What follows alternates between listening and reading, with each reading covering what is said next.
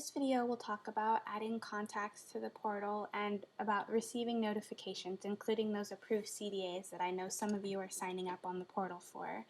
So when you first log into the portal, you're brought to the Home tab, and under the Home tab there are three sub-tabs: Main, Users, and Contacts. You want to go ahead and go to this Contacts tab. And as you can see, there's already a contact name listed. That would be my name right here, Heather Hamilton, because I'm the assistant administrator for this company. That means I'm automatically set up to receive all the notifications within the system. If for some reason you don't need to receive all the notifications, you can go in and uncheck some of the boxes. I'm going to go ahead and leave it all for right now because it doesn't matter. So if you want to add a contact to your system, you're going to go ahead and hit this Add Contact button, and you can add in a person's name and their email address. And this person does not have to be a user to the portal. It can be anyone.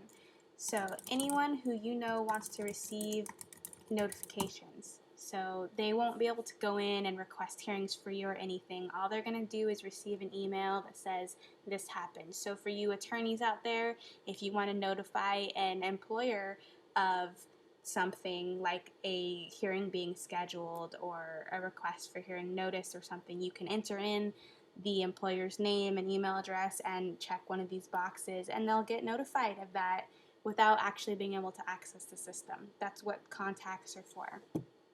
Now, if you are providing a contact for users within the system, you can do that as well. You can have as many contacts as you want. You can have multiple names, all of that. So, and I'll explain that a little bit more as we do this. So for this person, I'm going to say that they're signing up just to receive those approved CDA notifications. So for those of you who are signing up for just that purpose, all you need to do is enter in your name and the email address you want to receive the approved CDAs to, and click this Approved CDA button. That's all you need to do.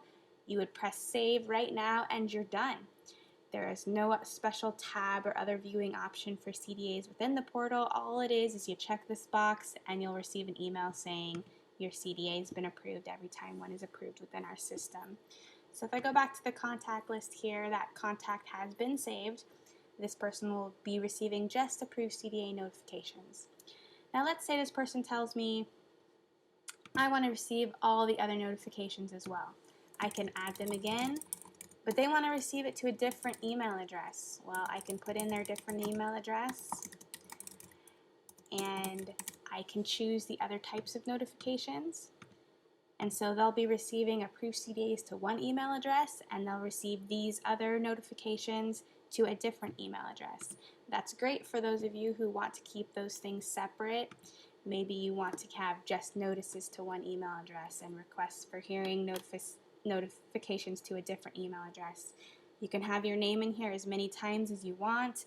You can have as many names that you want in here that you need. So let's say now that someone tells me they don't need as many notices that I signed them up for. You can go into the Edit Contact.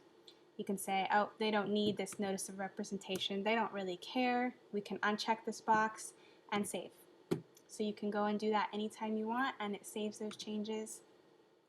If you need to remove someone because they don't need notifications anymore, you can hit this Remove Contact button, and you can come in here. If you get here by accident, you can hit Cancel Changes, or you can remove them and they'll no longer be part of the system. See, they're no longer in the contact list. Now, this contact detail functions the same way the user detail does. If you press it, it brings you to that same screen. It auto defaults to the first person in your list. So if you're wanting to look at this person, you want to select this radial button first and then hit Contact Detail, and it brings you into that same screen. Now this contact history link here, right now there's no contact history found because no notifications have been sent out in the system. But if there had been, it'll actually provide you a list of who's been notified and when they've been notified.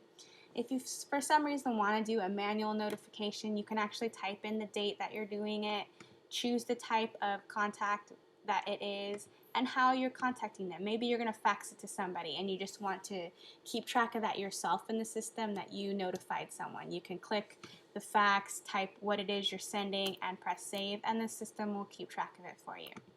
If you have any other questions about adding contacts, removing them, or getting notifications like those approved CDAs, Feel free to contact us at wcb.portal@state.or.us, and we'll be happy to help. Thank you.